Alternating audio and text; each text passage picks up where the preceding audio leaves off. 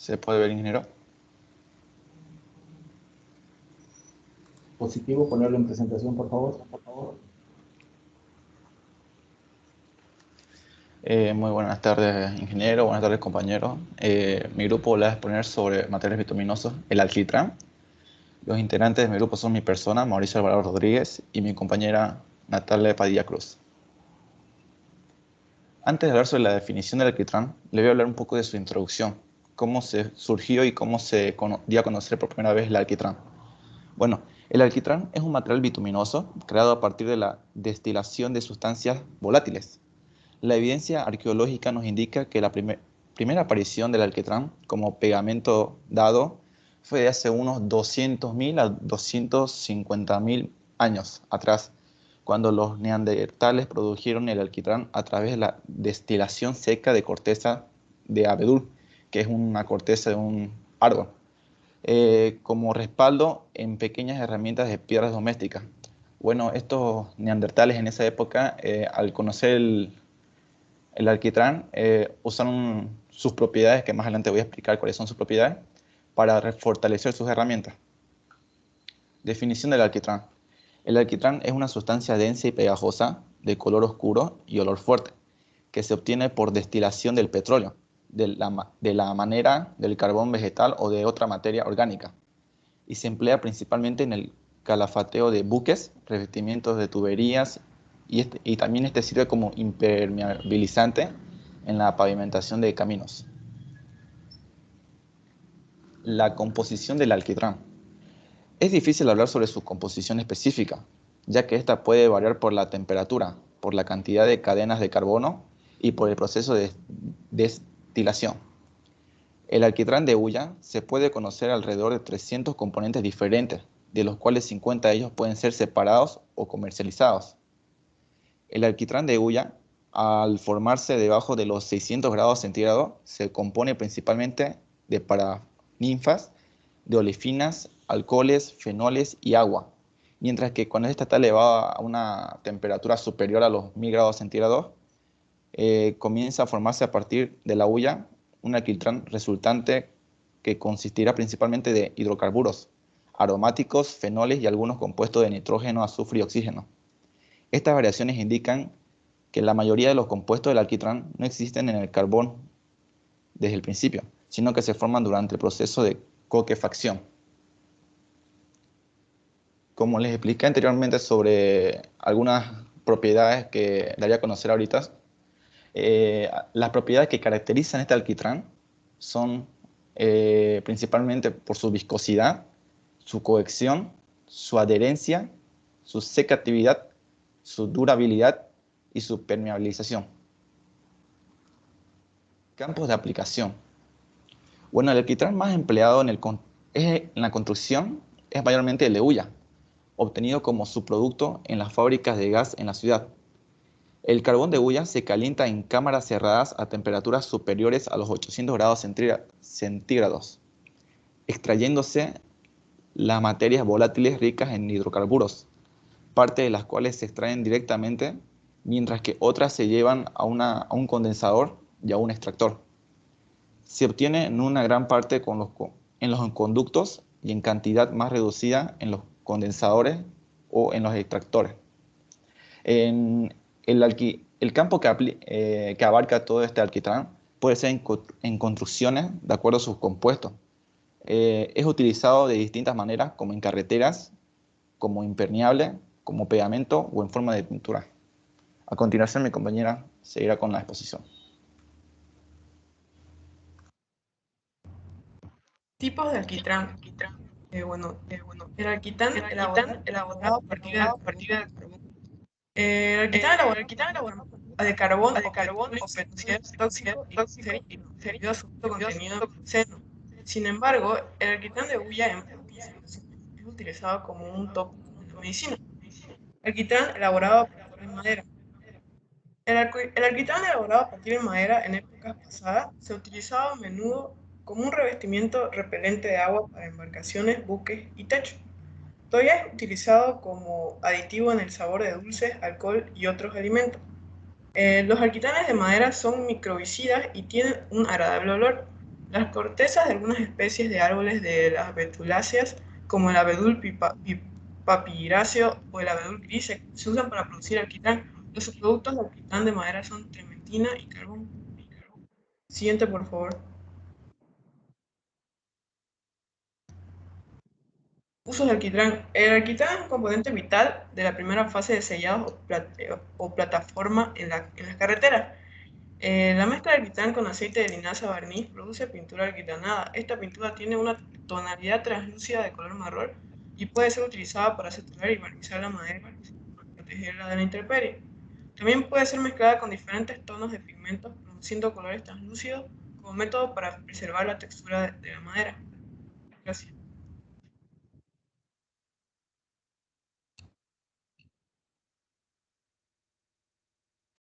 ¿Alguna pregunta, alguna duda?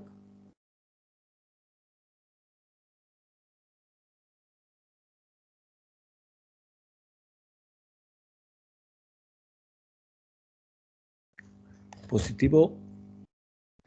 Veremos lo que son los betunes naturales. Cardona, Palaguerra, ¿lo escuchamos? Ya, ahorita comparto.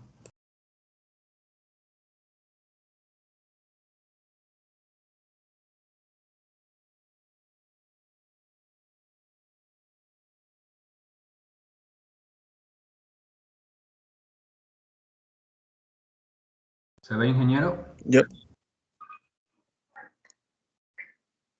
se ve, Jorge. Bueno, muy buenas noches, estimado ingeniero. Buenas noches, compañero. Nos tocó exponer betunes naturales. Como verán, los integrantes Jorge Ricardo Palaguerra Carrillo y Freddy Mioshin Cardona Machicado. Dale, Jorge. No tengo control. Bueno, como introducción, hemos estado investigando sobre este trabajo y llegamos a la conclusión por los métodos que hemos adquirido, que el betún es un material primario y, bueno, los tipos de betunes varían. Pueden existir como betunes muy puros, como el betún de Judea, de granjamita, como la que se usa mayormente por aquí en América, la gilsonita. Su riqueza puede variar, ¿no? Mayormente es entre un 95, 90, y su solubilidad de sulfuro de carbono tiene un punto de fusión a más de 125 grados para que este sea un tipo líquido. También se puede carecer de ductibilidad y no puede ser empleado más de diluido para la fabricación de barnices. Dale.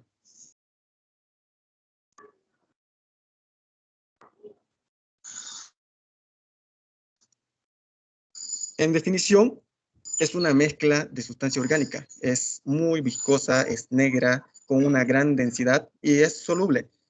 Está compuesta principalmente por hidrocarburos aromáticos policíclicos, y es posible que el betún sea el principal material formado durante la creación de la Tierra y fuera el proceso de las bacterias que consumen los hidrocarburos, ¿no?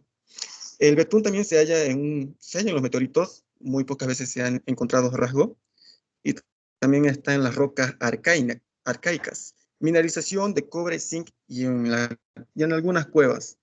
Se encuentra en la naturaleza formado por lagos mezclados con arena, arcilla y a veces impregnados, o sea, pegados en las rocas, ¿no? Son de orígenes, o sea, son estos, ¿cómo son? Son poco abundantes y su extracción no presenta un gran interés. O sea, en pocas personas, en poco decir el origen de los betunes es obviamente el petróleo, ¿no? Está entre el petróleo. Y también son depositados para la fabricación de carreteras. También con el tiempo este material se vuelve muy ligero y se puede evaporar, ¿no? Quedando como los componentes de mayor viscosidad. Dale, por favor.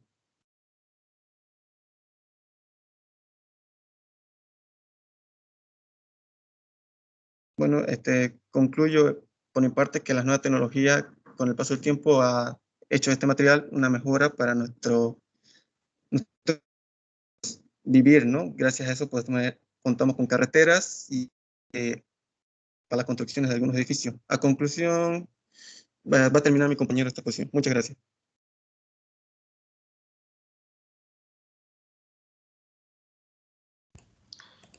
Buenas tardes, ingeniero. La historia de los betunes naturales.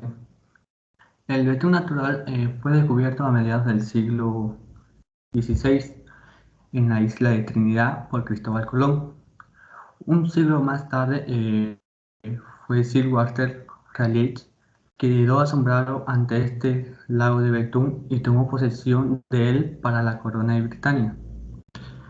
También se puede considerar que el 19 de agosto de 1681 abrió una nueva era para los ligantes hidrocarbonatos, dado que los ingleses Joachim Becher y Henry Serie registraron una patente relativa a un nuevo método para extraer brea y alquitrán del carbón de piedra, que según sus autores permitía obtener un alquitrán tan bueno como el de Suecia. Luego están los tipos de betún. El betún es alfático. Son productos bituminosos sólidos y viscosos, naturales o preparados a partir de hidrocarburos naturales por destilación, oxidación o cracking. Estos contienen un tanto por ciento bajo de productos volátiles que poseen propiedades aglomerantes características y son esencialmente solubles al sulfuro de carbono. Luego están betunes fluidificados. Es un producto resultante de la incorporación del betún alfático de fracciones líquidas más o menos volátiles procedentes de la destilación del petróleo. Luego están los betunes fluxados. Son un producto resultante de la incorporación del betún asfáltico de fracciones líquidas, también procedente de la destilación del alquitrán. También está el asfalto lacustre de Trinidad. Este se halla en un lago de 40 hectáreas. Es bruto en bruto contiene 40% de betún, 27% de arena y arcilla y 33% de agua. De refinado, 56% de betún, 36% de agua con materiales minerales y 8% de sustancia orgánica. Luego está el asfalto lacustre de Bermúdez. Tiene una riqueza del 65% de betún, 5% de materias extrañas y 30% de agua.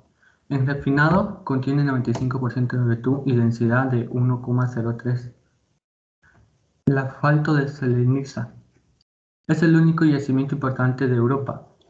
Contiene una riqueza del 80% de betún, aparentando una piedra negra de 1,2 a 1,3 de densidad. Este asfalto refinado contiene hasta el 90% de betún. Tiene un punto de reblandecimiento de 100 a 180 grados centígrados. Luego está esquistos bituminosos de Austun. Este es un aceite o betún líquido empleado para fluidificar los betunes duros. Están sus beneficios. Los betunes pueden lograr una buena conversación de plantas y animales que forman fósiles en las rocas. El producto se utiliza para impermeabilizar como botas de vino, incluyendo el papel alquitranado para el sellado de techo y tejado, la fijación de fieltros de techo, fieltros de protección de presas y para los materiales de aislamiento térmico para edificios. Un dato adicional es que en Egipto también fue empleado para las momificaciones hasta el año 3000 a.C. Luego están sus aplicaciones en la construcción. La impermeabilizaciones es una de las aplicaciones más antiguas de los productos bituminosos. Ha sido la impermeabilización de obras frente al paso del agua procedente del terreno, de lluvia o contenida en depósitos o tanques, así como la protección de estructuras frente a la acción erosionante del agua en movimiento. Luego están los pavimentos en carretera. Se pueden considerar las siguientes aplicaciones de productos bituminosos a firme carretera en riesgo sin gravilla, de imprimación o riesgo de adherente de curado.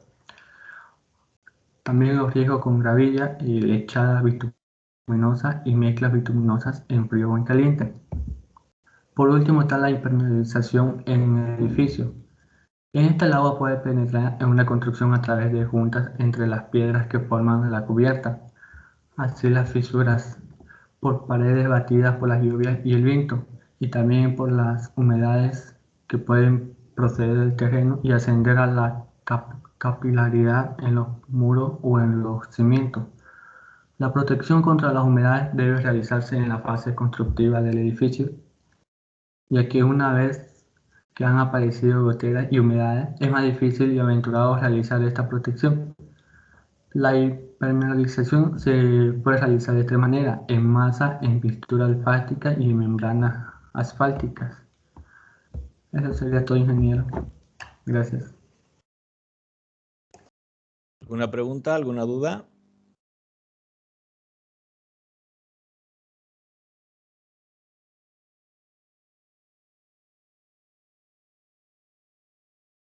¿Alguna pregunta, alguna duda?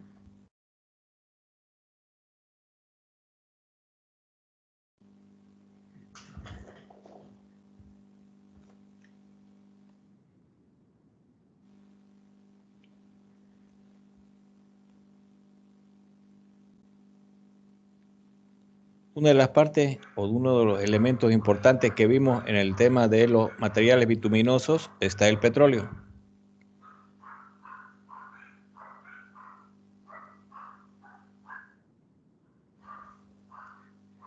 Que son betunes artificiales en base a petróleo.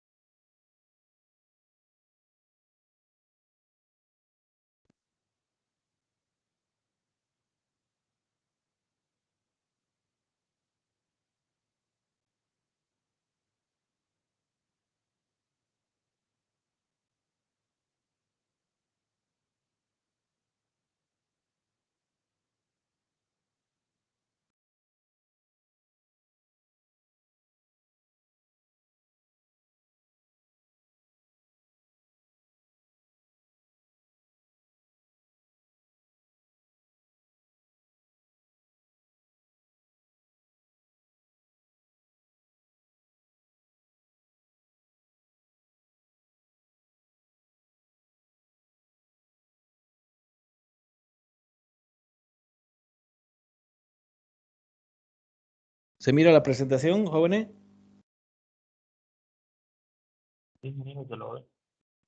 Sí.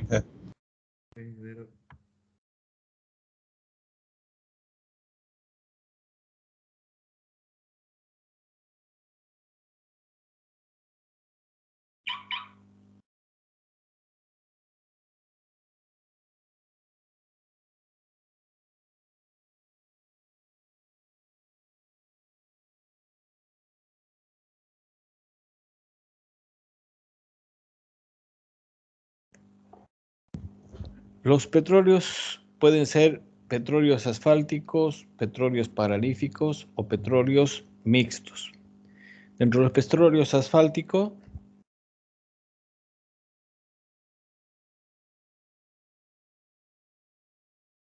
tenemos aquellos que tienen una gran cantidad de hidrocarburos, especialmente aquellos que son hidrocarburos cíclicos y aromáticos que derivan de la naftalita.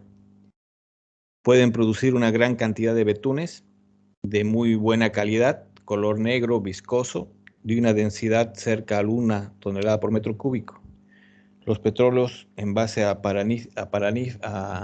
paraníficos tienen un color más claro que los anteriores, una densidad menor entre 0,7 y 0,8 toneladas por metro cúbico, y predominan aquellos hidrocarburos saturados son los que generan una producción mayor en lo que es el residuo asfáltico, tienen buena adherencia y son susceptibles a ser utilizados en aquello que llamamos los firmes. Y los petróleos mixtos son aquellos que generan la mayor parte de los residuos o el tratamiento en base a lo que es el petróleo, básicamente, ¿no?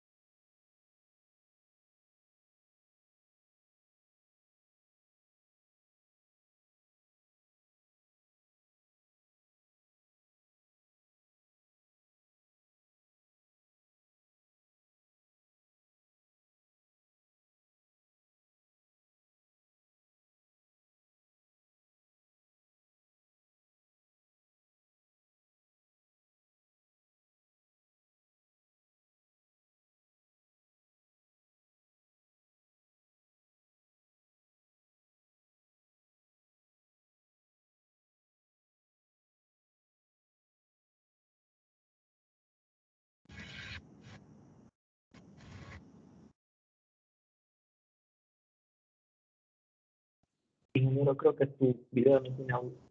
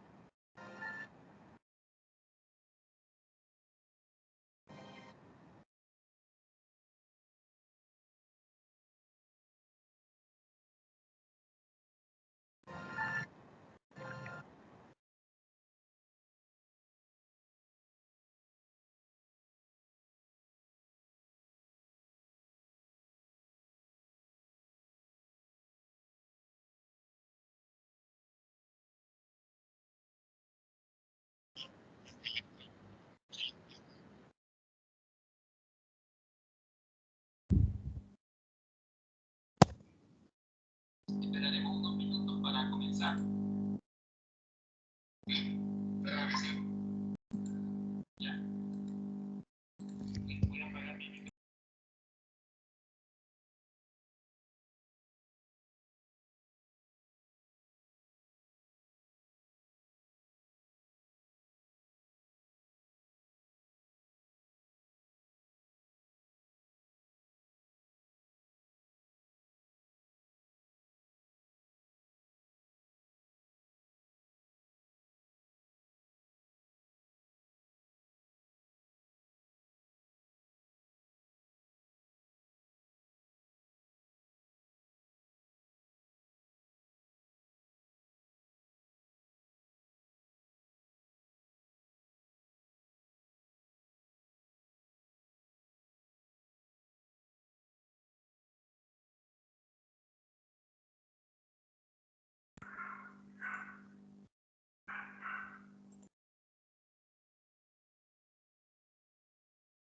Hola, hola, ¿me escuchan?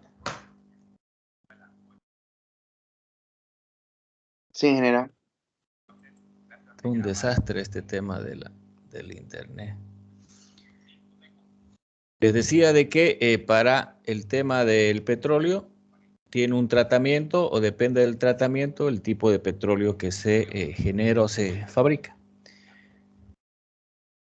Para obtener las diferentes fracciones o formas de obtener los subproductos, podemos generar en base a diferentes características.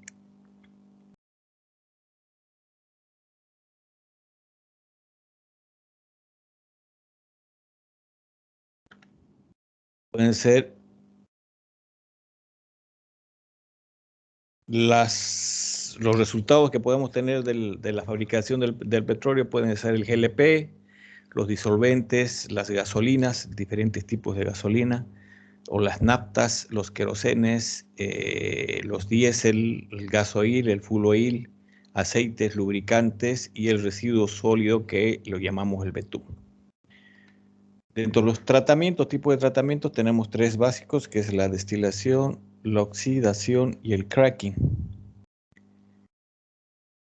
Vamos a comenzar por el primer grupo, que nos explique el petróleo o el tratamiento del petróleo, o que nos explique los tratamientos que se tienen en el petróleo, los tipos de tratamientos que conocemos en el petróleo.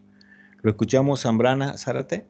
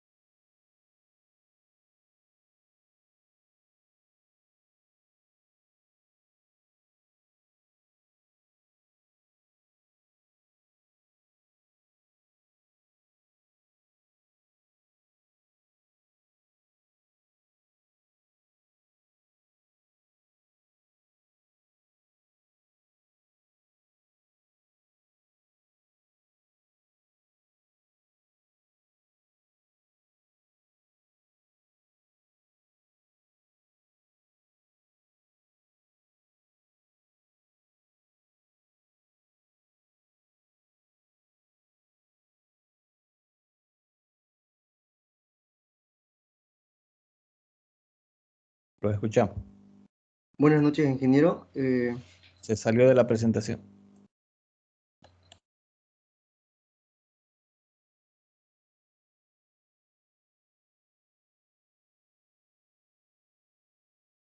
Adelante. Muy buenas noches, ingeniero. Buenas noches, compañeros. Mi grupo va a exponer sobre el petróleo y los tratamientos.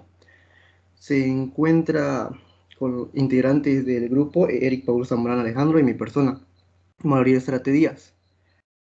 Para empezar, hablaré un poco sobre la introducción del tema, ¿no? Siguiente diapositiva, por favor.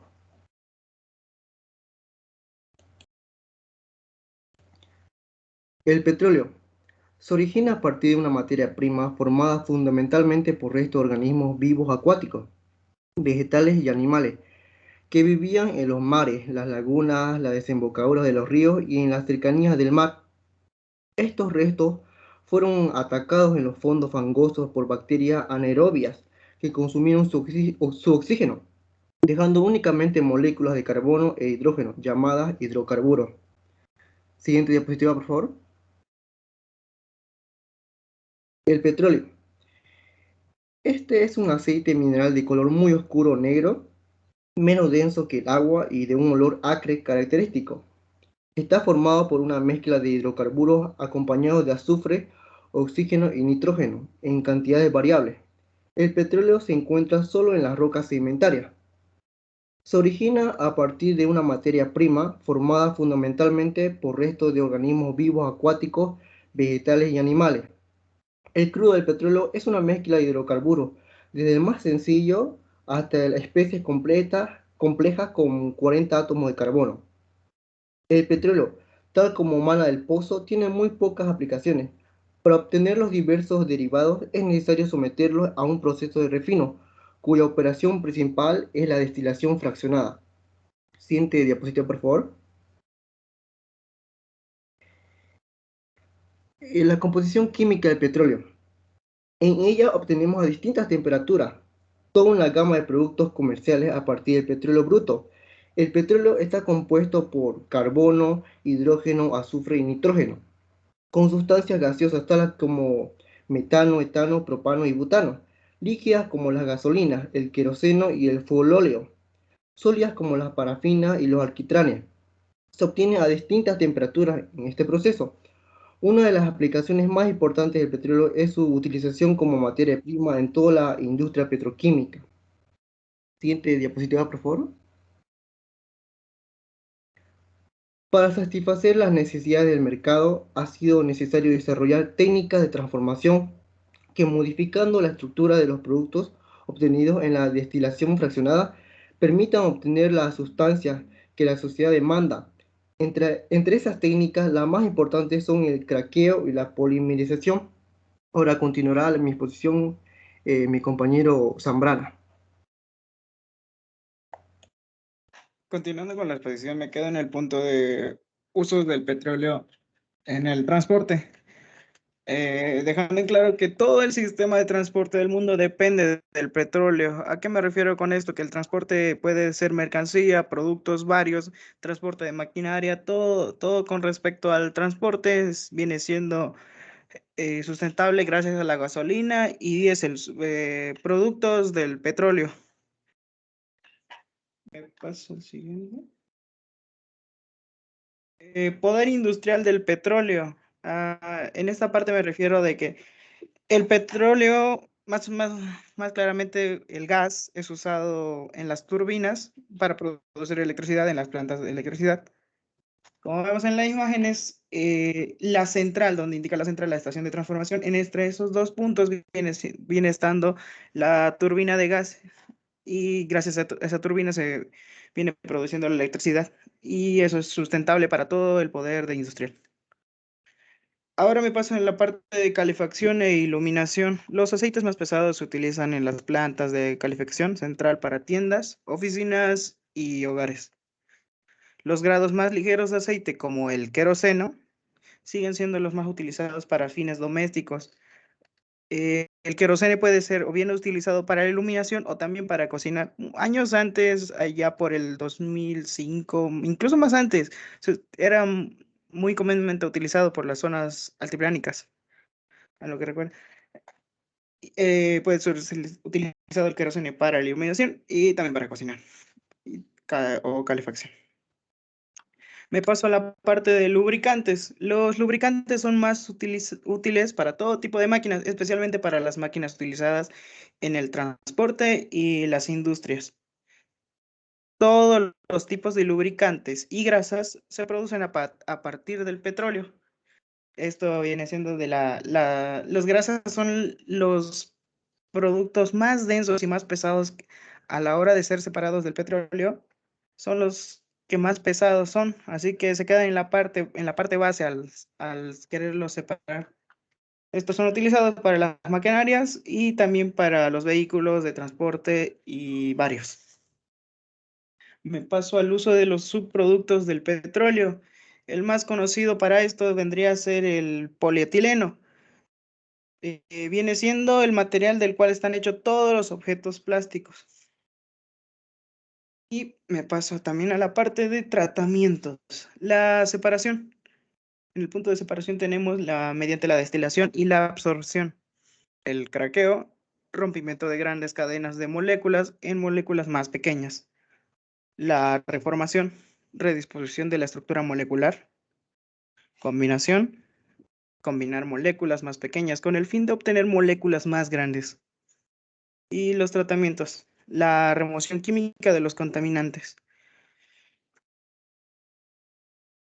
Como vemos en la imagen, en la parte blanca, esto vendría a ser, en la parte vertical, vendría a ser los niveles de calor. Por ejemplo, en la parte base es donde el punto en el que más caliente está, pasando siendo la parte más superior que más frío. Entre más alto, más frío y entre más bajo, más caliente.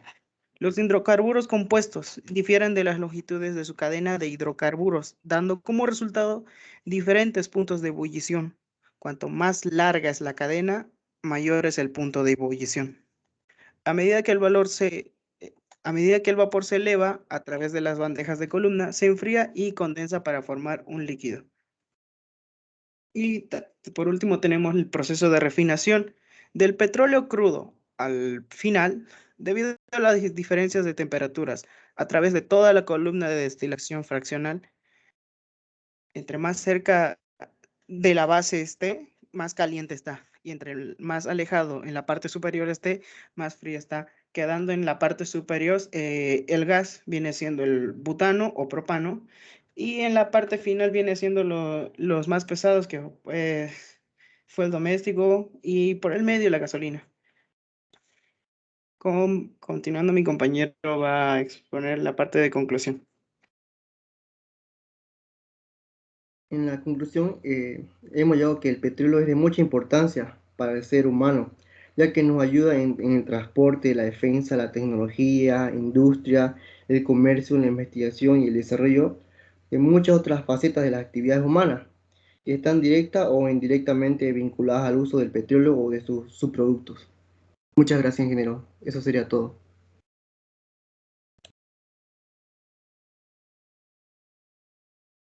Gracias. Dentro de los tratamientos de fabricación del petróleo hay el tratamiento por destilación fraccionada, que nos va a explicar Talavera y Herrera.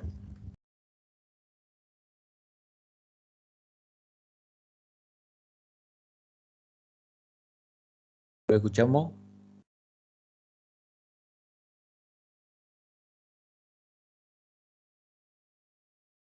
Está bien, ingeniero. Un momentito, por favor. Mi compañero va a compartir la diapositiva.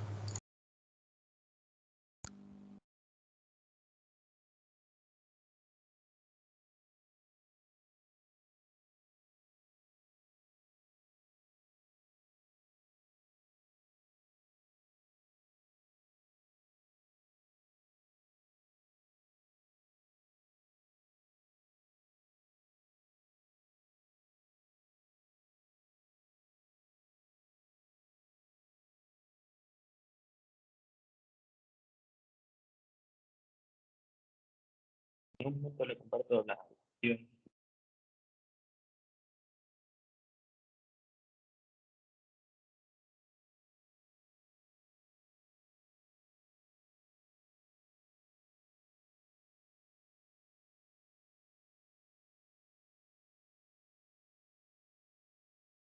¿Se ve, ingeniero? Adelante. Bueno, ingeniero, buenas noches. A nosotros nos tocó exponer lo que viene a ser destilación fraccionada. Los integrantes son mi persona, David Rachoque, y mi compañero Leonardo Talavera.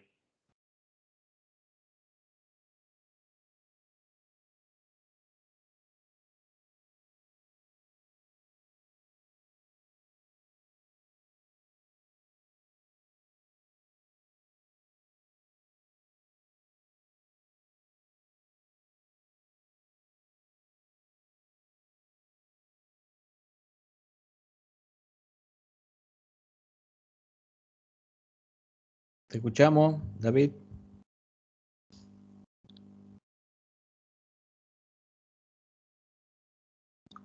Leonardo. Bueno, primeramente, buenas noches, ingeniero, y a todos aquí presentes. Yo voy a hablar sobre la destilación fraccionada. Primero vamos a saber su definición, pues este es un proceso físico utilizado en química para separar mezclas generalmente homogéneas de líquidos mediante el calor y con un amplio intercambio calorífico y másico entre vapores y líquidos. Se emplea cuando es necesario separar soluciones de sustancias con puntos de ebullición distintos, pero cercanos. Una de las fuentes más importantes de materias primas es el petróleo, proceso en grandes cantidades en las refinerías. En la siguiente diapositiva hablaremos sobre su proceso.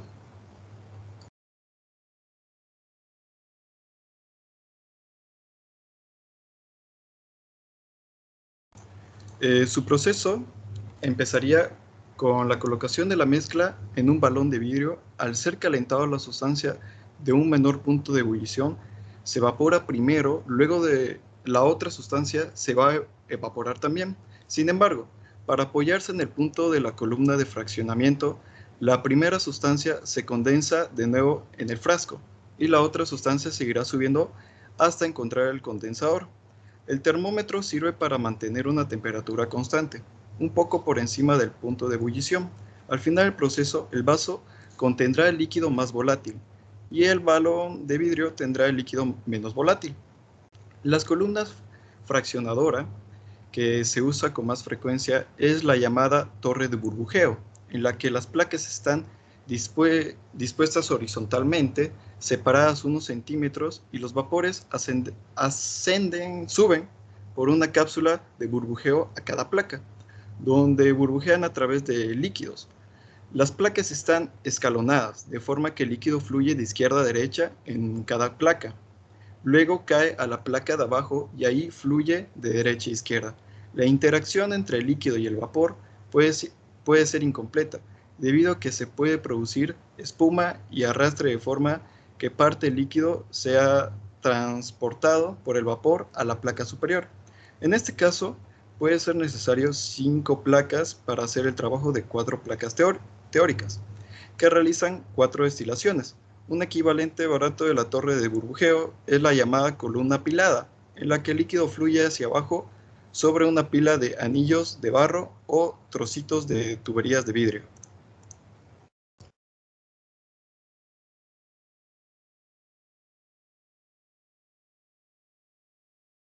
Bueno, ingeniero, yo le voy a hablar de la aplicación en el petróleo. Dice que en procesos de separación de física en los cuales se extrae gran variedad de sus derivados. Dentro del petróleo existen varios compuestos de los cuales se obtiene alrededor de 2000 productos. Cada sustancia dentro del petróleo destila a distinta temperatura. A partir de una temperatura fija se obtiene una sustancia predeterminada. Se calienta el crudo hasta los 100 grados, de donde se obtiene la nafta. Luego se sigue calentando el petróleo restante para obtener otras sustancias buscadas en temperatura más alta, y así hasta llegar a los 350 a 400 grados de temperatura, en la cual el petróleo empieza a descomponerse. En la temperatura de ebullición de menores a 30 grados se obtiene hidrocarburos ligeros. En lo que viene a ser de 30 a 200 grados, la gasolina y la nafta. Entre 200 a 300 el queroseno. Entre 300 a 400 se obtiene el gas oil. Y arriba de 400 grados ya viene a ser los lubricantes y el alquitrán.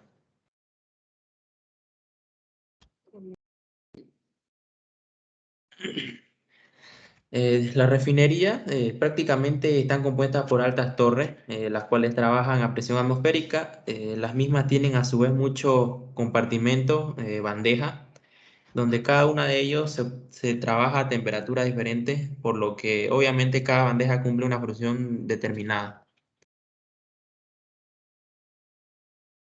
En el recorrido del petróleo, el petróleo crudo viene a ser que primero pasa por un horno donde se calienta hasta máximo 400 grados y se convierte en vapor, pasando luego así a las torres altas.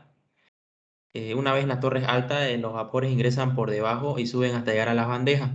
Mientras los vapores van subiendo, se van enfriando, ya que pierden calor y se depositan automáticamente en sus respectivas bandejas. Luego de entrar en las bandejas, cada sustancia tiene ya su lugar determinado, mientras que el resto del petróleo que no se evaporó, que viene a ser el crudo, cae hacia la base. De esta manera podemos obtener en lo que viene a ser los gasóleos, el queroseno, la turbocina, la nafta y gases ricos en butano y propano. Los demás derivados del petróleo se obtienen luego al realizarse otro proceso químico al crudo. En los procesos como viene a ser la destilación al vacío, que el material que se ocupa es el residuo, y se obtiene lo que viene a ser los gasóleos, las parafinas y los residuos.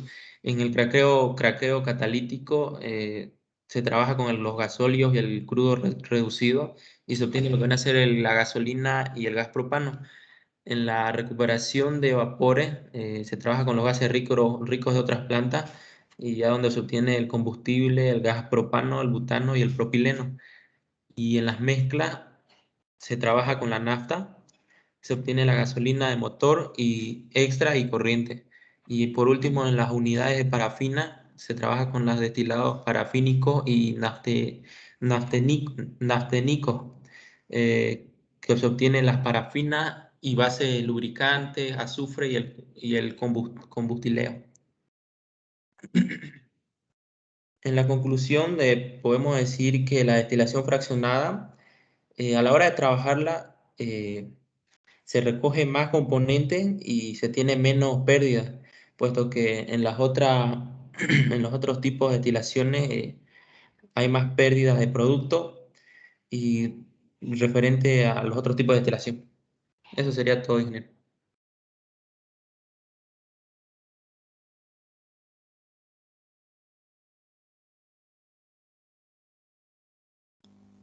Gracias. ¿Alguna duda, alguna pregunta?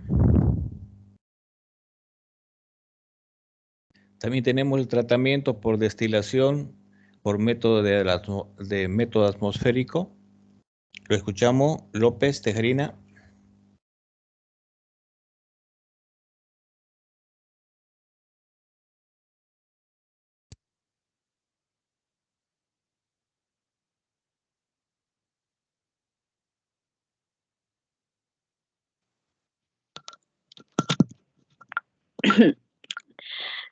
Buenas noches, compañera ingeniero.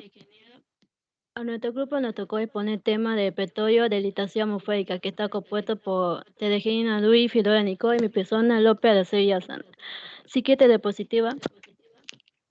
Como se puede ver esta diapositiva, los índices es la definición, variable operativa, parte de la plata y proceso, producto obtenido y video. Siguiente diapositiva. La definición. La destilación es un proceso más utilizado para la separación y purificación de líquido. Lo que quiere decir que su componente más volátil para la fase de vapor, que luego se enfriado a vapor, y así poder recuperar el componente de forma líquida por medio de la condensación.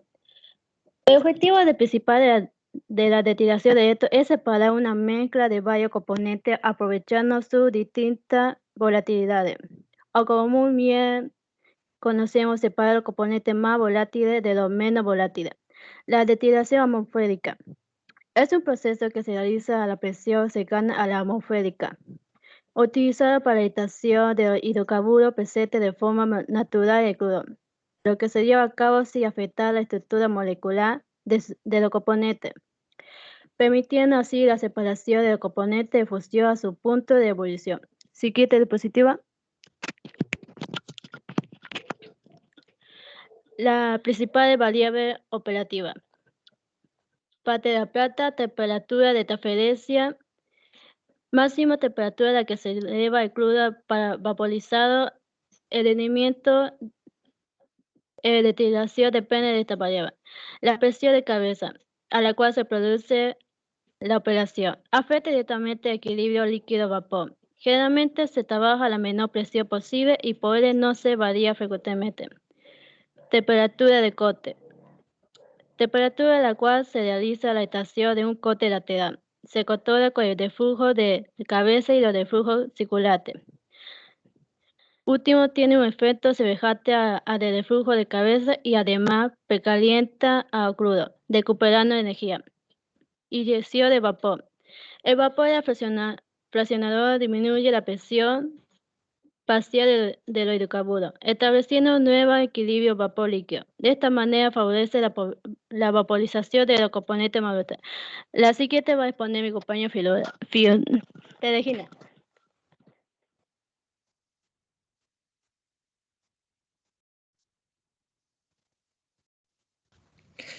Muy buenas noches, mi nombre es Fiorella Tejerina y voy a continuar con la exposición. El proceso de la destilación atmosférica consta de 4 fases. El desalador, la torre prefaz, el horno atmosférico y la torre de fraccionamiento. Primero pasa por el desalador de crudo. Es una unidad encargada de eliminar las sales o impurezas que tiene el petróleo y presenta condiciones de presión de 14 kilogramos por centímetro cuadrado y trabaja a una temperatura de 130 grados centígrados. Luego pasa por la torre pre-flash, que son columnas diseñadas para separar las fracciones más livianas del crudo antes que el mismo sea alimentado por la torre principal. Esta opera a 1,5 kilogramos por centímetro cuadrado de presión y trabaja a una temperatura de 200 grados centígrados.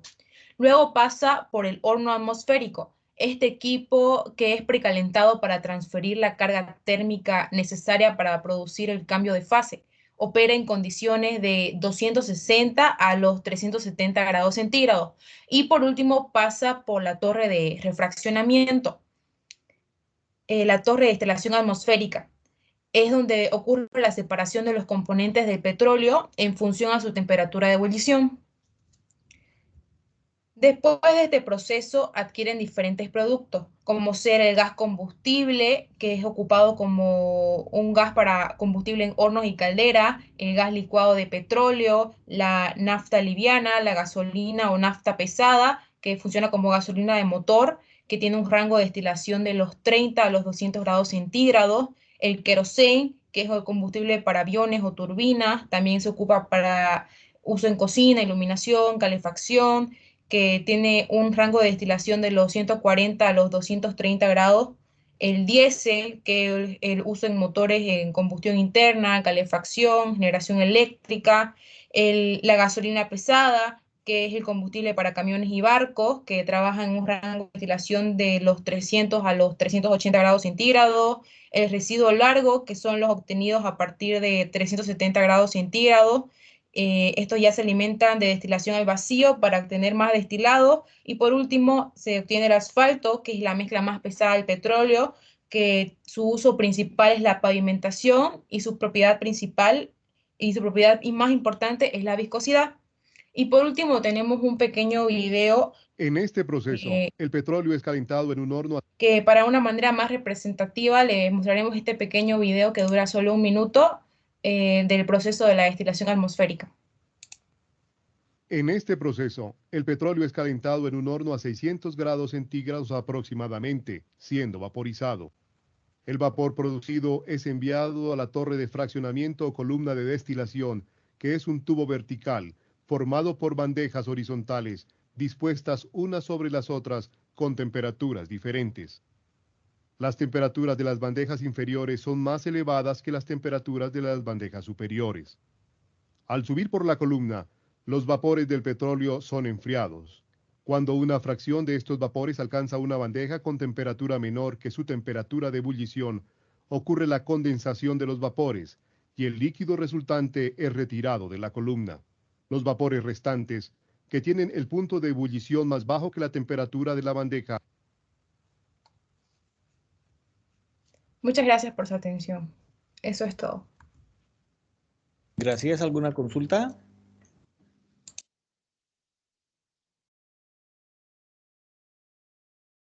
También tenemos el tratamiento por destilación al vacío, que nos van a explicar Mancilla y Titichoca. Sí, ingeniero, ahorita comparto.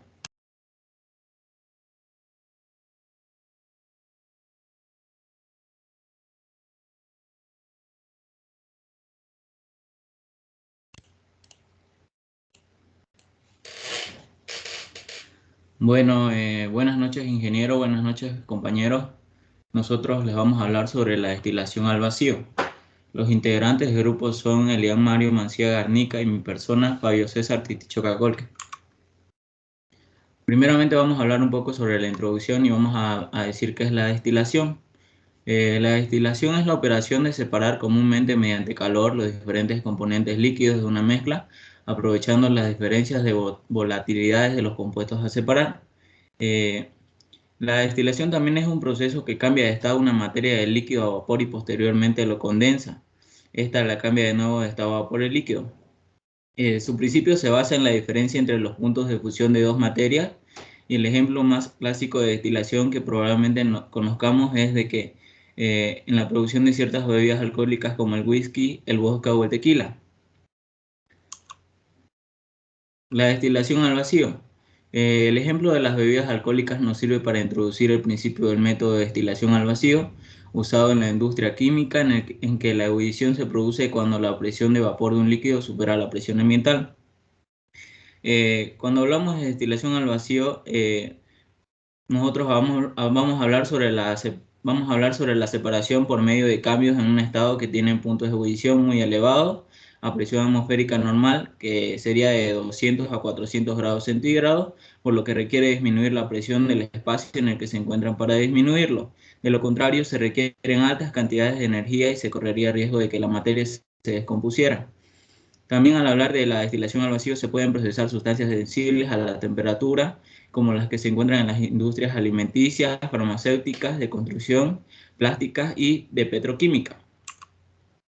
Aplicaciones de la destilación al vacío. Esta se aplica a escala industrial y a escala de laboratorio. Aplicaciones a escala de laboratorio. La destilación al vacío se usa en el laboratorio por varias razones, entre las que encontramos que los elementos a separar se encuentran en alguno o varios de los compuestos siguientes. Estos tienen puntos de ebullición muy altos, experimentan cambios químicos cuando llegan a sus respectivos puntos de ebullición a presión atmosférica y requieren un nivel de acumulación de residuos muy bajo. Uno de los ejemplos de destilación producida en laboratorio son la extracción de aceites esenciales, que también se destilan por otros medios como el arrastre de vapor y otros procesos que requieren purificar compuestos o eliminar solventes para la industria química o farmacéutica. También podemos considerar aplicaciones a escala industrial que explicaremos a continuación. Aplicaciones a escala industrial. La destilación al vacío a nivel industrial no es distinta de la que se aplica a escala de laboratorio, simplemente se aplica en una escala mayor. Se utiliza porque aporta varias ventajas que son una extensión de las mismas ventajas que tienen este proceso a la pequeña escala que hemos descrito en el apartado anterior. Estas también se dividen en tres, que son reducir las etapas necesarias de equilibrio para separar los elementos, reduce la necesidad de altas temperaturas y reduce el costo de capital. Un ejemplo de destilación industrial es el que tiene por objeto separar el petróleo crudo en elementos más ligeros como la gasolina, el queroseno, el aceite lubricante dentro de una mezcla compleja de compuestos hidrocarburos. También separar el asfalto y la parafina. El procedimiento de destilación al vacío. Este se muestra en un aparato de destilación al vacío utilizando una configuración de destilación simple. También se puede utilizar la destilación de una fracción. Es recomendable que antes de abordar una destilación al vacío se deba estar familiarizado con los conceptos de destilación simple y destilación fraccionada. Va a continuar mi compañero Mancilla.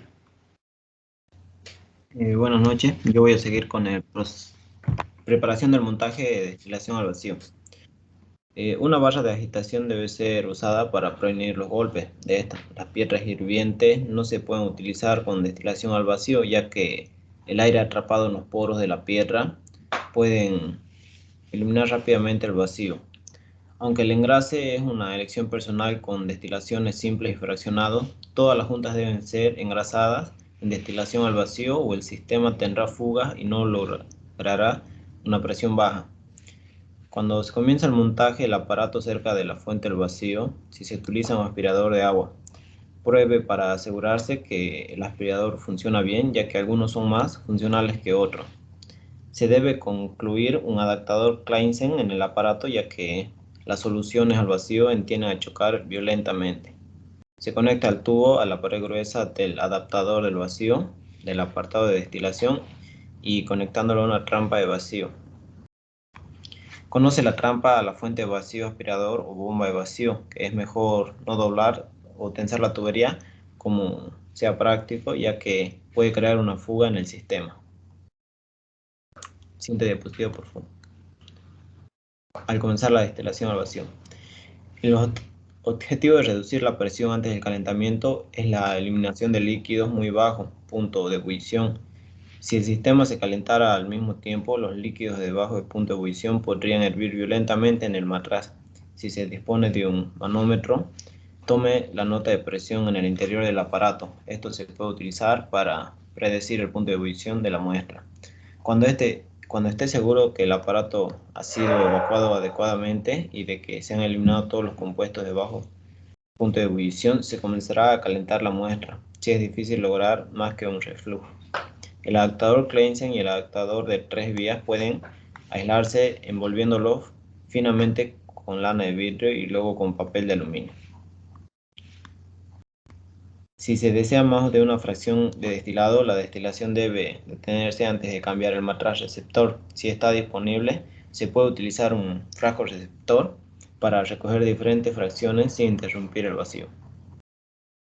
Siguiente, por favor. Detener la destilación. Para detener la destilación se retira primero la fuente de calor, se debe enfriar el matraz a temperatura ambiente y luego seguir con el enfriado en un bañado de agua de grifo. Vuelve a reducir lentamente la presión atmosférica en el matraz abriendo la abrazadera que apriete el colector de vacío o retirando el tubo de goma del adaptador o del aspirador. Se sabrá que el sistema está abierto a la atmósfera cuando hay un aumento en el flujo del agua en el aspirador o si se oye un silbido. Luego se apaga la fuente de vacío. Es importante enfriar primero el sistema antes de permitir que el aire vuelva a entrar, ya que el residuo sobrecalentado es el matraz.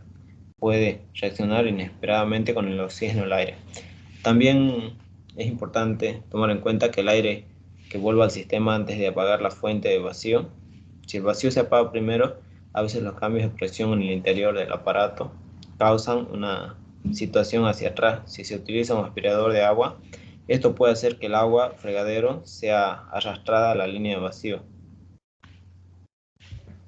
ya que las juntas y a veces pueden congelarse si se dejan conectadas durante periodos prolongados. Siguiente, por favor. Bombas usadas en destilación al vacío. La destilación requiere bombas de vacío que pueden llevar a cabo el proceso en un mínimo número de etapas y el menor mantenimiento posible, sin tiempos de parada. Las bombas de vacío de anillo líquido y los proyectores de vapor constituyen una solución ideal, especialmente en destilación al vacío para la refinería, con máxima eficiencia energética para reducir las emisiones de gas de efecto invernadero. Para otras aplicaciones podemos usar también las bombas de vacío, paletas rotativas de 2 etapas en seco o con lubricante, en bombas de vacío de tornillo. En este post explicamos cómo funciona la bomba de vacío. Siguiente, por favor. En conclusión podemos decir que este tema nos ayuda a ampliar el concepto de destilación al vacío. Comprendemos el ejemplo más común que podemos utilizar mediante este método. Aprendemos las temperaturas promedio necesarias para este proceso y qué bebidas más comunes obtenemos con este proceso. Cabe recalcar que mencionamos la aplicación industrial, que no es más que solo una escala mayor a la del laboratorio. Eso sería todo, ingeniero. Gracias. Gracias. ¿Alguien que quiera complementar? También dentro de los tratamientos del petróleo tenemos el tratamiento por oxidación. Nos va a explicar Martínez y Vázquez. Lo escuchamos.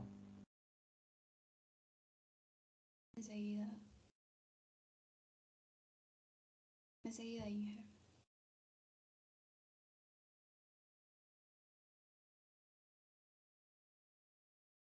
Juan Domingo,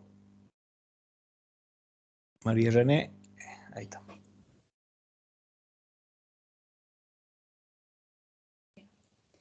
Buenas noches, ingeniero. Buenas noches, compañero. Vamos a hablar esta noche sobre el tratamiento de oxidación por los estudiantes Juan Domingo Martínez Crespo y mi persona María René Vázquez Saucedo. Vamos a dar una pequeña introducción. Bueno, la oxidación se da cuenta con un elemento compuesto que pierde uno o más electrones. Generalmente cuando una sustancia se oxida pierde electrones, otras sustancias reciben o captan dichos electrones reduciéndose. Vamos a dar un pequeño concepto sobre los tratamientos de oxidación avanzada que tienen como objetivo como ventaja las transformaciones químicas de los contaminantes, en la mayoría de los casos sin la generación de lodo o la efectividad en la eliminación de contaminantes. Como objetivo general de este tema podemos llegar a realizar un estudio sobre la oxidación para poder tener un mejor aprendizaje y conocimiento sobre este tema. El objetivo específico es llegar a comprender la información recolectada sobre este proceso que es el de oxidación y la recopilación de datos sobre los materiales que llegan a tener oxidación. Bueno, como definición, tenemos que la oxidación se obtiene por soplado, que al eliminar el agua y el dióxido de carbono han polimerizado en parte los productos. Son poco dúctiles y se llegan a utilizar con impermeabilización.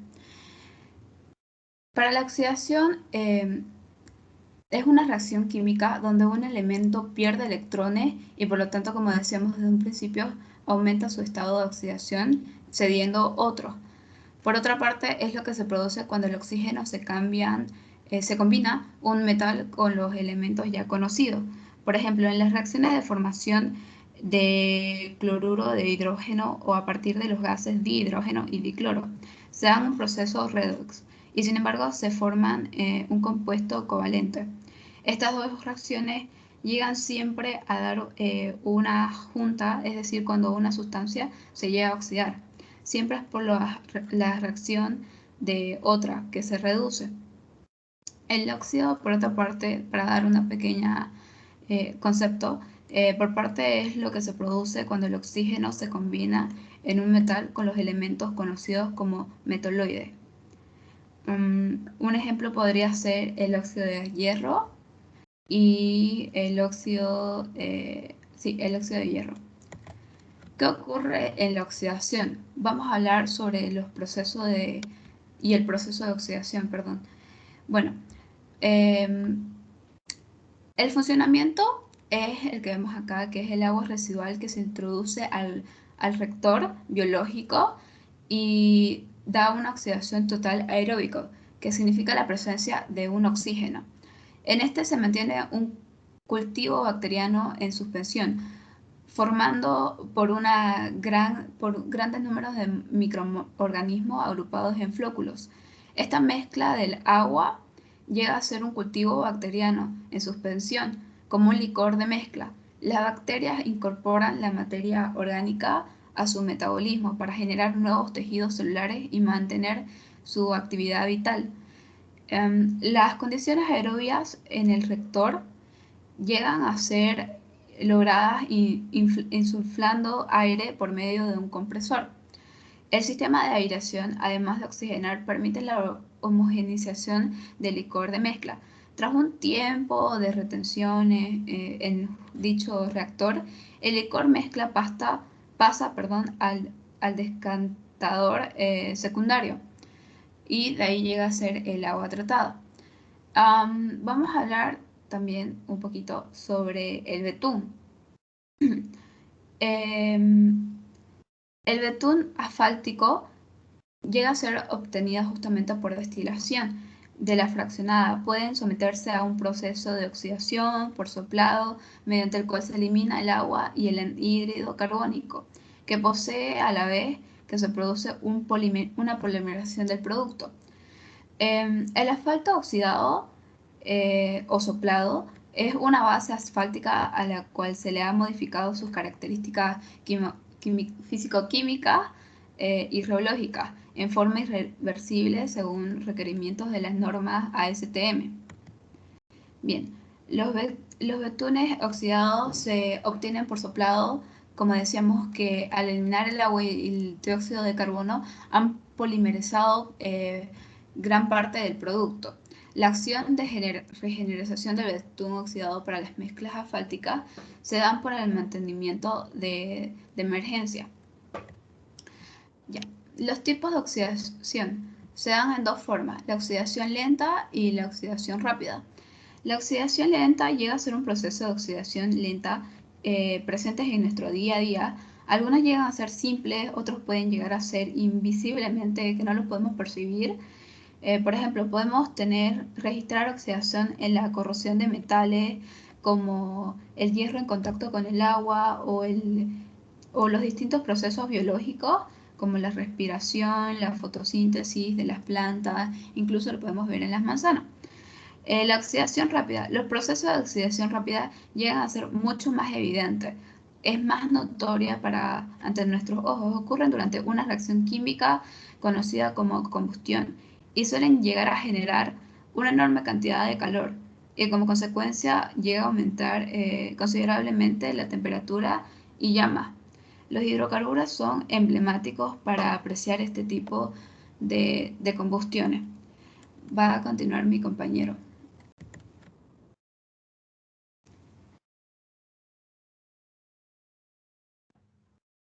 Bueno, continuando con eso se puede hablar del asfalto oxidado. El asfalto oxidado soplado es El asfalto oxidado es soplado en una base asfáltica a la cual se han modificado sus características físico-químicas y biológicas. Es en forma irreversible según el requerimiento, según las normas de la ASTM. Pero para esto hay que hablar de los tipos del proceso de oxidación, el cual consta principalmente de tres partes. El primero es la iniciación, que es la presencia de factores externos como la luz, las altas temperaturas y la presencia de iones metálicos que da inicio al proceso.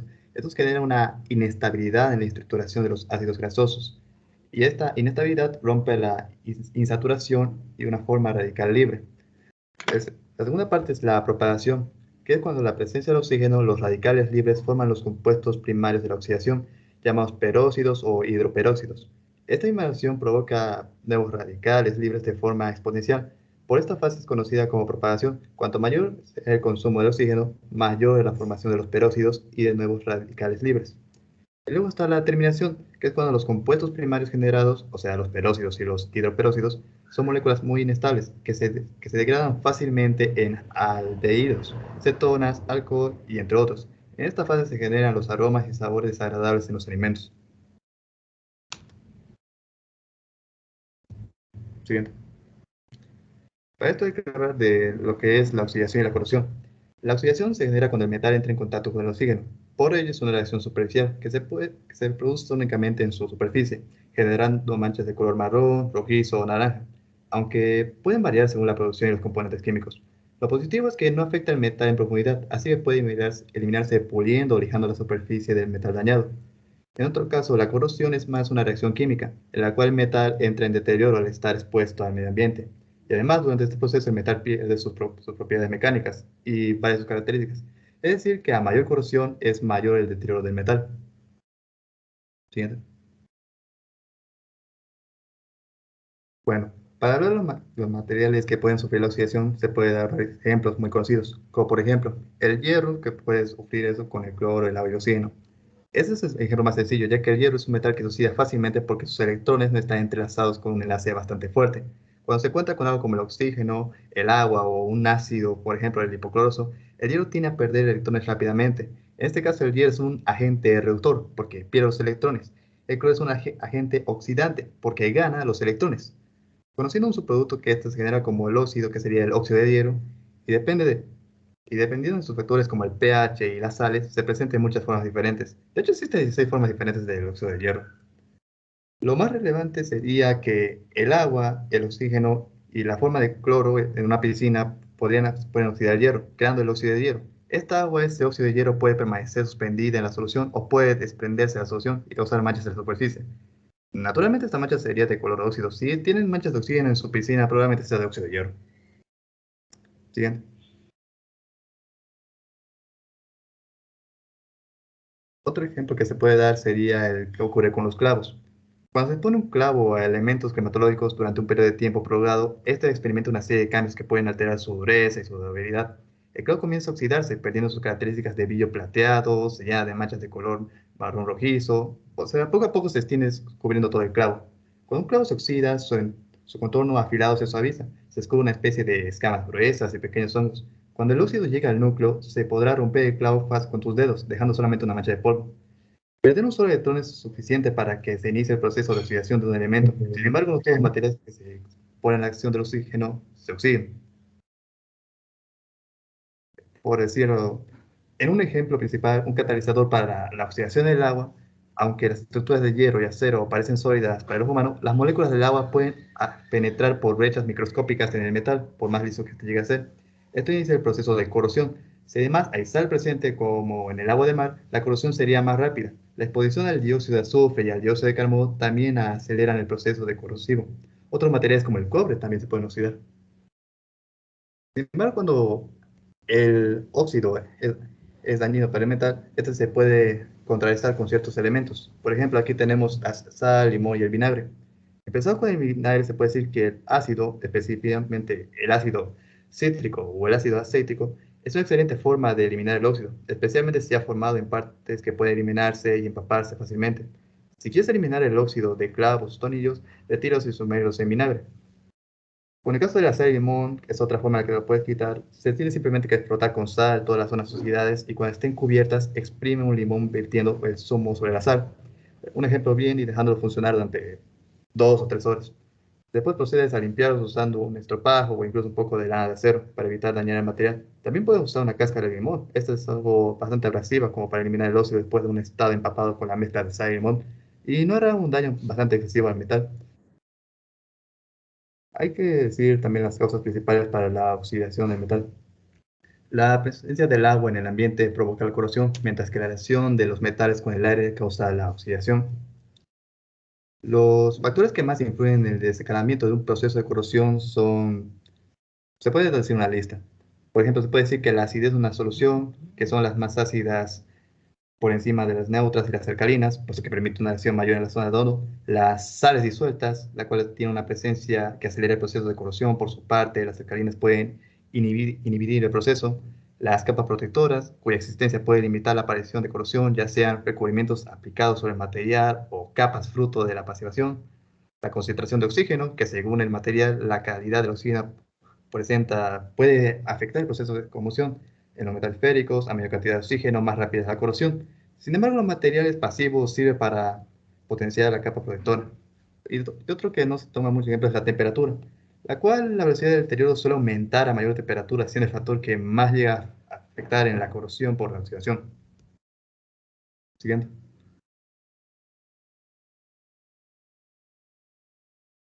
De último podemos mencionar el óxido inoxidable. Aunque su nombre implica acero inoxidable, el acero inoxidable puede mostrar algunas manchas de óxido en su superficie cuando se expone a condiciones exteriores. ¿Cómo se elimina el óxido del acero inoxidable? El acero inoxidable es una aleación compuesta principalmente por acero al que se han añadido otros materiales, como el cromo, para darle resistencia a la oxidación. El acero inoxidable para interiores nunca se va a oxidar, solo permite un pequeño mantenimiento para eliminar el polvo y otros rastros. ¿Cómo podemos quitar el acero inoxidable? Pues es simplemente eliminar el óxido profundo del acero.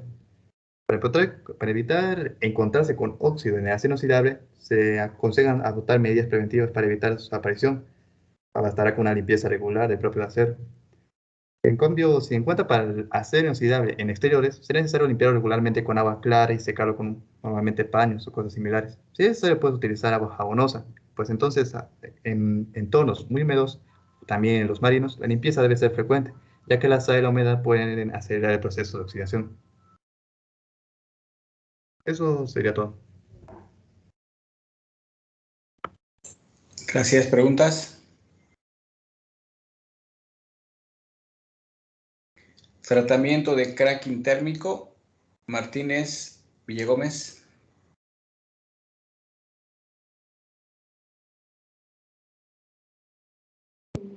Buenas noches, Inge. Ahorita compartimos.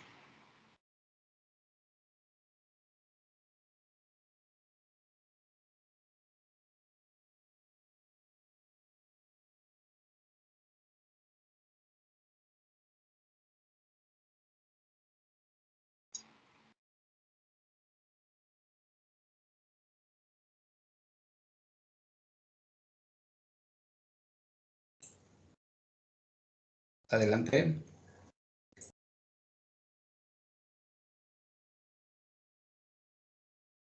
Buenas noches, ingeniero. Buenas noches, compañero. A nosotros nos tocó el tema de tratamiento del petróleo craqueotérmico. Estamos conformados por mi persona y el estudiante Eduardo Fabián Villalón Paz. Siguiente, por favor.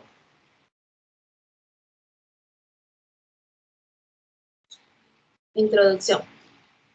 El primer proceso de craqueo térmico se amplió en 1913.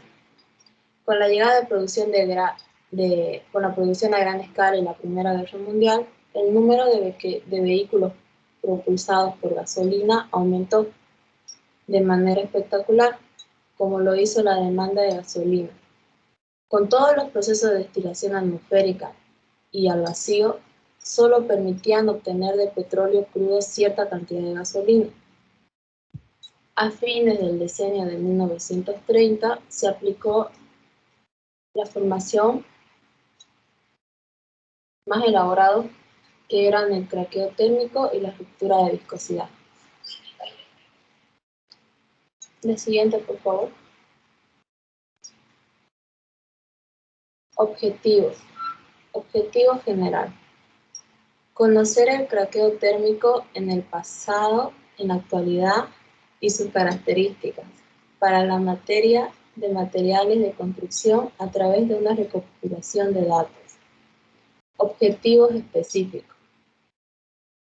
Conocer la importancia del craqueo térmico a través de sus usos y hacer una comparación del craqueo térmico de las competencias que se buscaban en sus inicios y en nuestra era. Siguiente, por favor.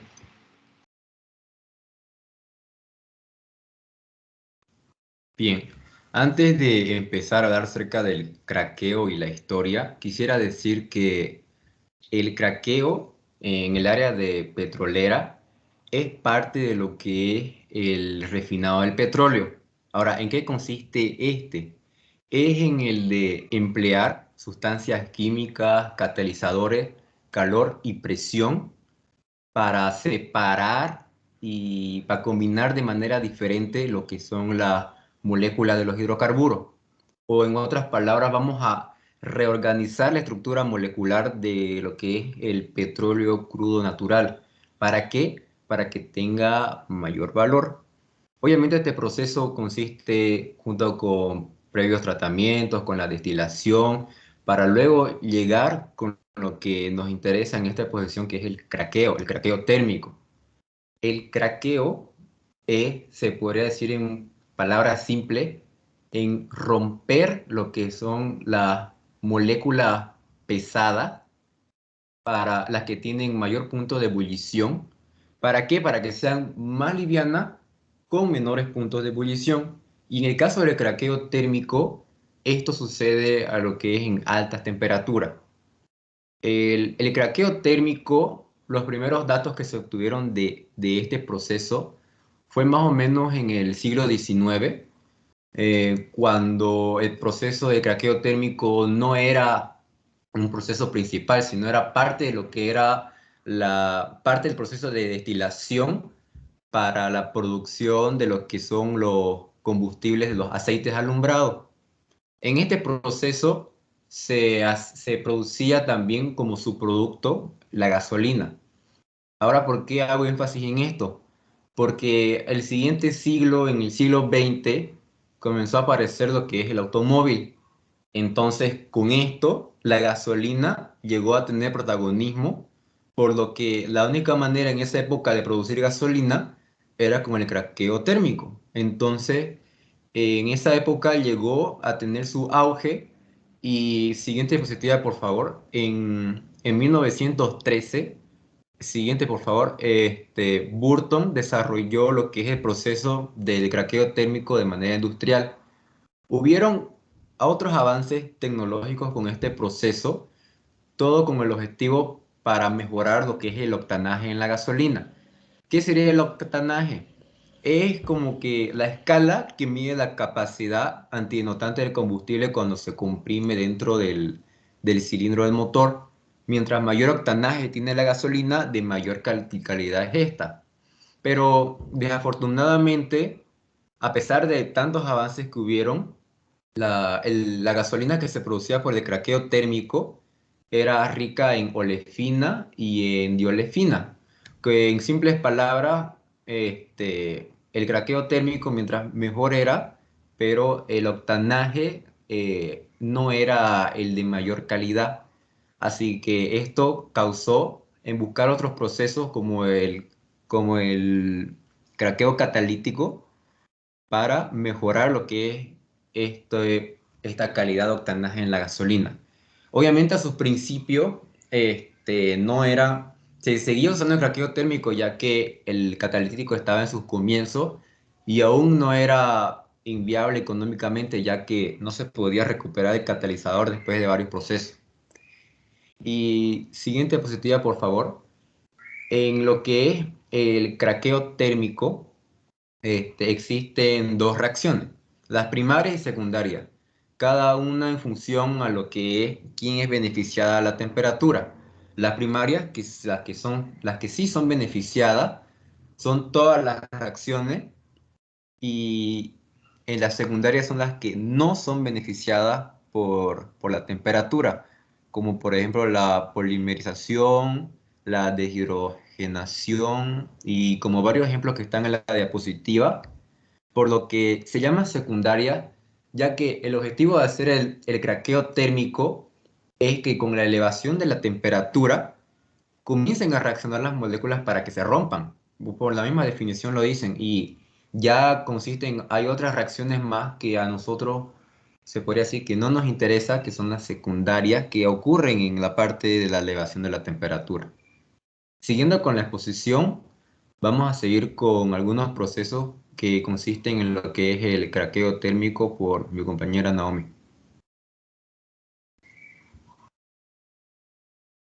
Proceso de craqueo térmico. El craqueo térmico se encuentra regido por 3 variables, que son la temperatura, el tiempo de resistencia y la carga. El manejo de cada una de ellas permite lograr una diversidad de productos, que van desde combustibles a materias primas para la industria petroquímica. La siguiente, por favor. Ruptura de la viscosidad.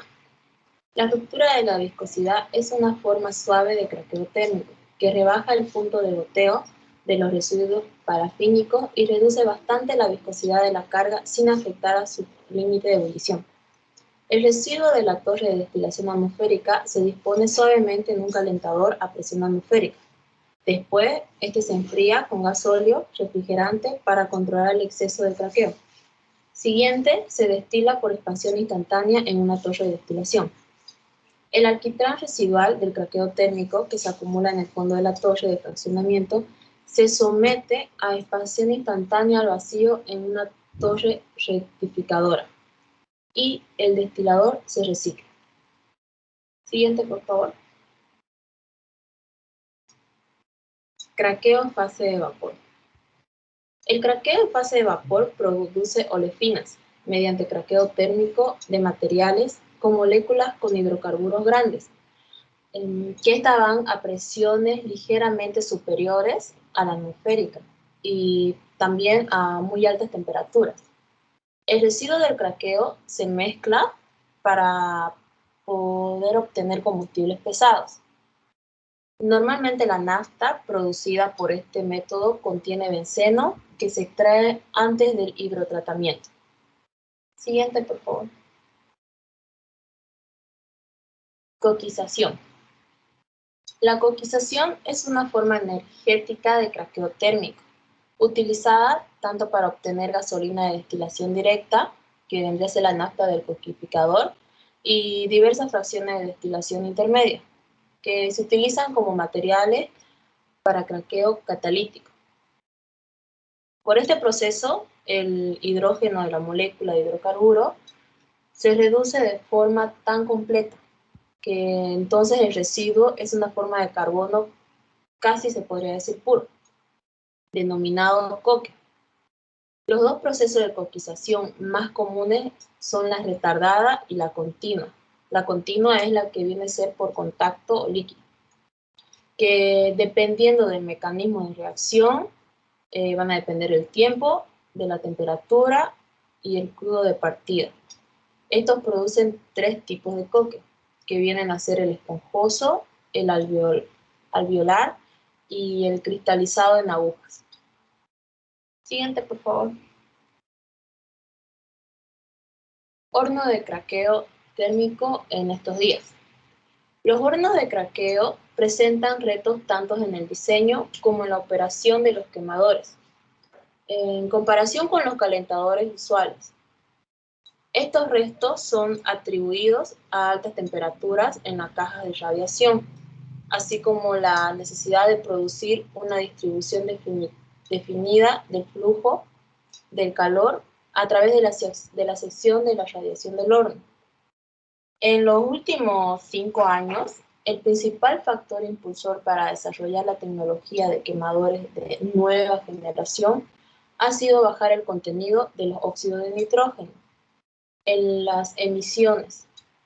En años recientes, varios proveedores de quemadores han explorado tecnologías de combustión no probadas en un intento de reducir la emisión del NOx en los hornos de craqueo.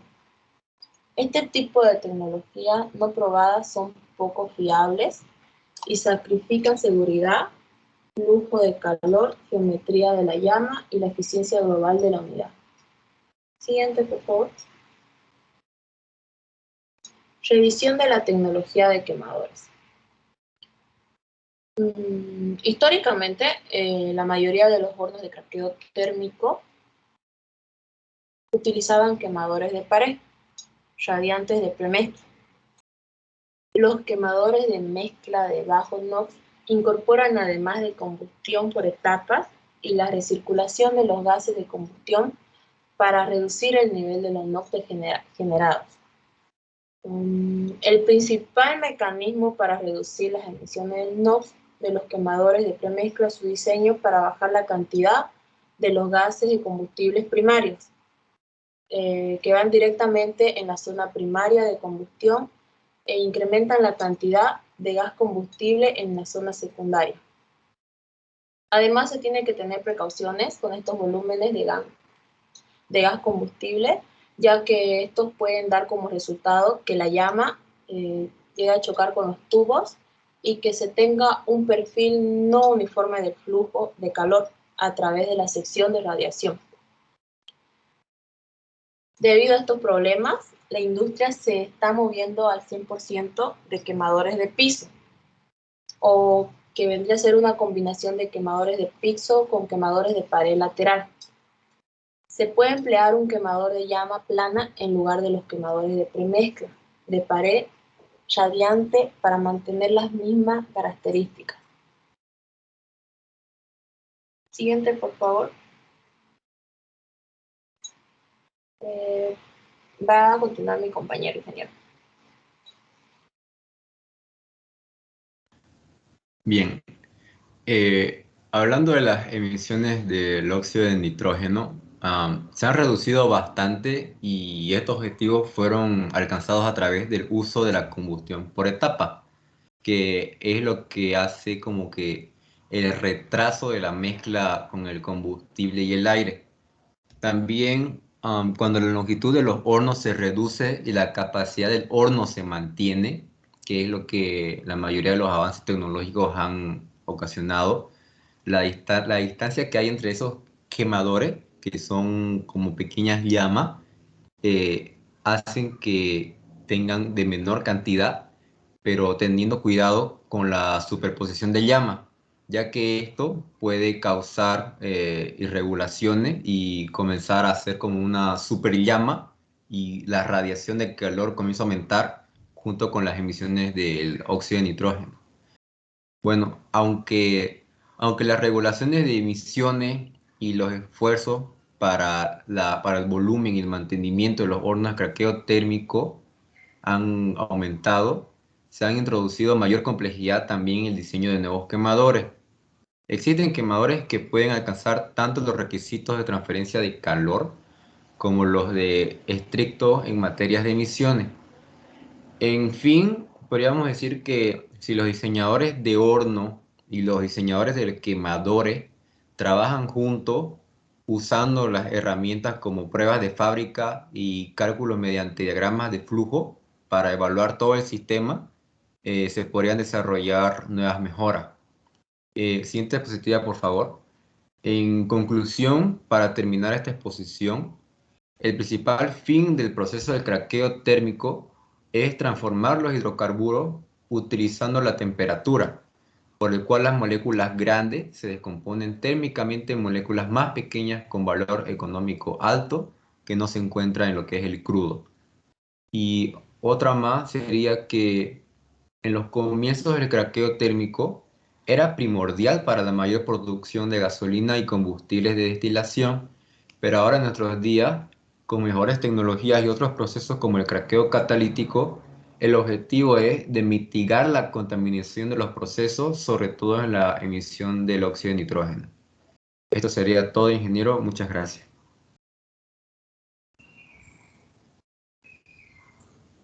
Gracias. ¿Alguien que quiera complementar? Y el último tenemos el tratamiento cracking catalítico. Y lo escuchamos, Alfredo. Sí, ingeniero, enseguida comparto mi pantalla.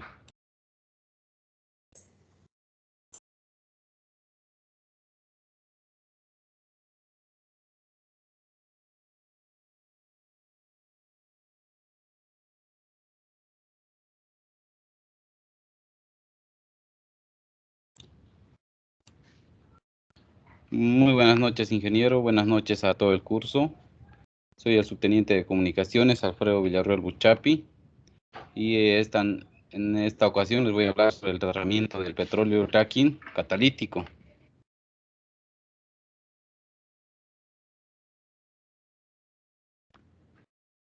Bueno, voy a hacer un poco de énfasis en lo que es un cracking o craqueo, que es un proceso que descompone los hidrocarburos complejos en moléculas, como ya habían mencionado en el craqueo térmico, para aumentar la calidad y cantidad de otros productos más ligeros y valiosos para este fin y reducir la cantidad de residuos.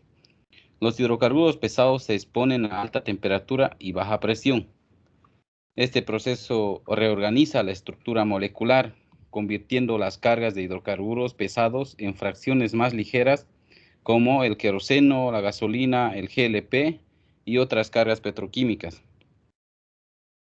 Comúnmente, en la carga y distribución, para el proceso de craqueo, las refinerías utilizan gasóleo para producir gasolina, pero cuando no logran cubrir la demanda, elaboran una mezcla con otros residuos que han sido tratados en un tambor donde separan el agua y el vapor contenidos y darle cierta estabilidad a la alimentación. La carga generalmente tiene un peso molecular entre 200 a 600 y un punto de ebullición mayor a 340 grados centígrados. La finalidad del craqueo no es otra que la de obtener la mayor cantidad de hidrocarburos livianos como el GLP, el gas licuado de petróleo, gasolina, teniendo como alimentación las fracciones pesadas producidas en el proceso de destilación, tales como el gasóleo y el crudo reducido. El craqueo es importante por dos razones fundamentales, porque convierte las fracciones menos útiles del petróleo en gasolina y produce hidrocarburos insaturados como los alquenos. Ahora hablando específicamente de lo que es el craqueo catalítico. El craqueo catalítico descompone los hidrocarburos complejos en moléculas más simples para aumentar la cantidad y calidad de otros productos más ligeros y valiosos para este fin y reducir la cantidad de residuos. Es importante debido a que modifica los procesos usados en la refinería para convertir crudos pesados en valiosa gasolina, como ya habíamos mencionado.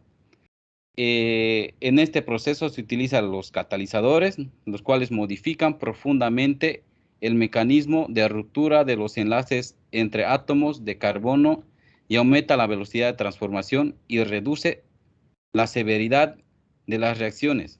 Asimismo, elimina la mayor parte de las reacciones secundarias, productores de gas, coque y residuos pesados. El catalizador puede ser regenerado para mantenerlo en actividad útil, reactor regenerador, y la reacción de craqueo es endotérmica.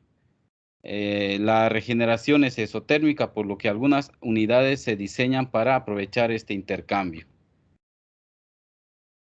Tenemos distintos tipos de craqueo catalíticos, por ejemplo, el craqueo catalítico de lecho fijo, el craqueo catalítico de líquidos, el de lecho móvil, el de MOFO, craqueo catalítico fluidizado.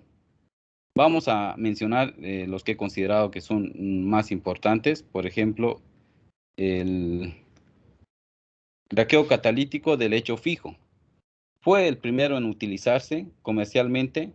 Este utiliza un reactor de lecho fijo. Los reactores de este lecho fijo consisten en uno o más tubos empacados con partículas de catalizador que operan en posición vertical.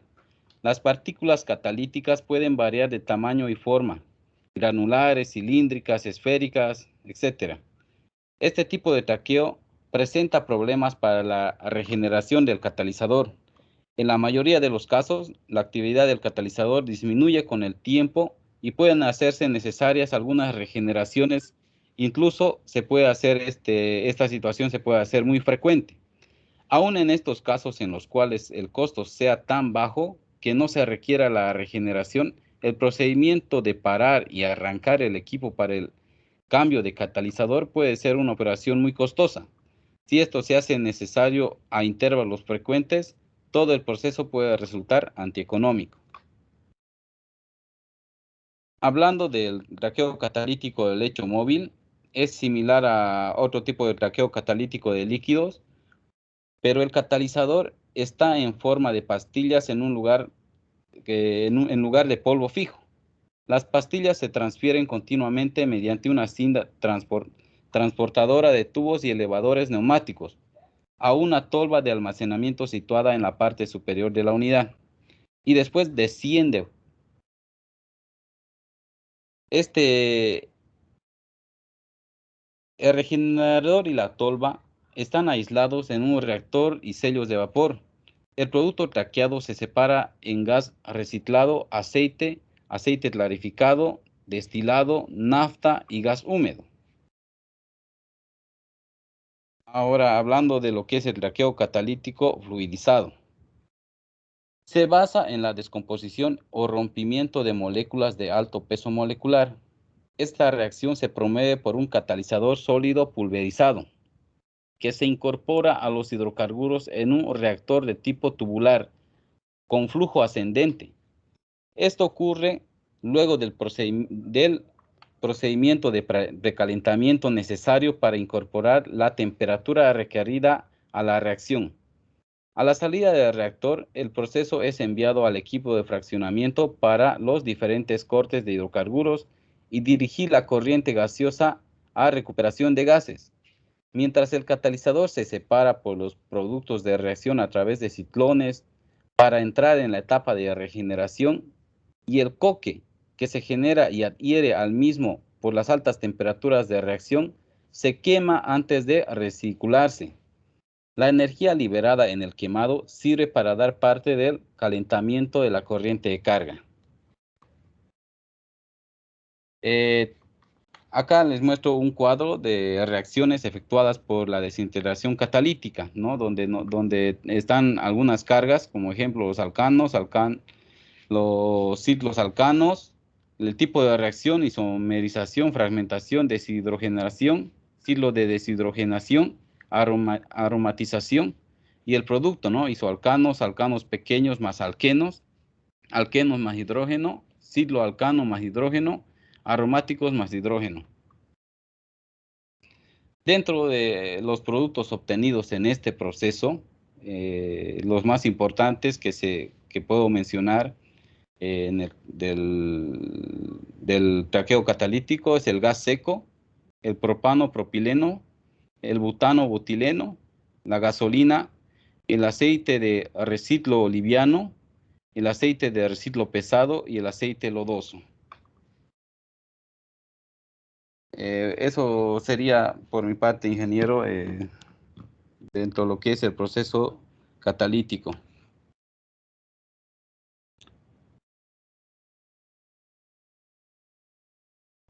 Gracias. ¿Alguna duda, alguna consulta?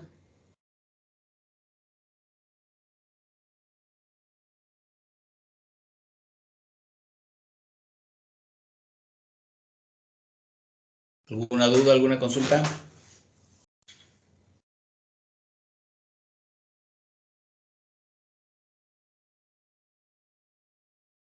Perfecto. Vamos a tomar lista. Alvarado. Firme, ingeniero.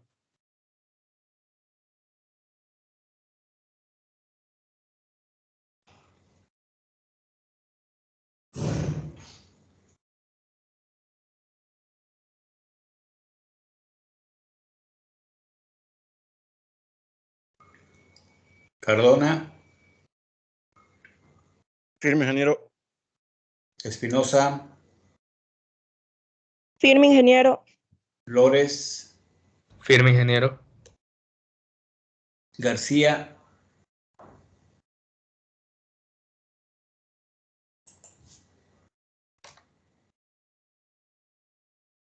Guardia.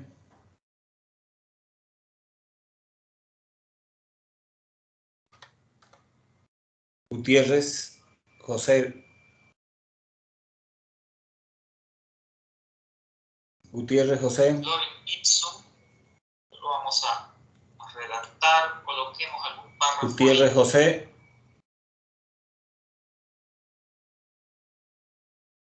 Gutiérrez López. Firme Gutiérrez López, ingeniero. Guzmán. Firme, ingeniero. Herrera. Firme, Herrera, ingeniero. López Sandra. Firme, ingeniero. Mancilla. Firme, ingeniero. Martínez. Firme, ingeniero. Juan. Firme, ingeniero. Martínez Jocelyn. Firme, Inge. Martínez. Padilla. Firme, Padilla, La ingeniero. Guerra.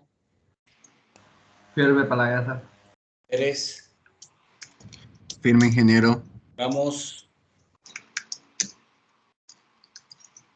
Rocha. Firme Ramos. Firme, ingeniero. Rocha. Firme, ingeniero. Rosel.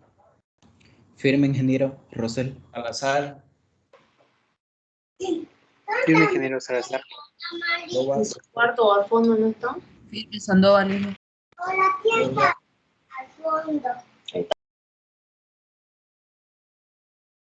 Taborga. Taborga firme, ingeniero, no lo había escuchado, disculpe. Talavera. Firme, ingeniero. Tejerina. Firme, Tejerina, ingeniero. Choca. Firme, Titichoca. Vázquez. Firme, ingeniero. Villagómez. Villagómez, firme. Villarruel. Firme, ingeniero. Brana. Firme, ingeniero. Zárate. Firme, ingeniero. García Cristian. Guardia Carlos. José Gutiérrez.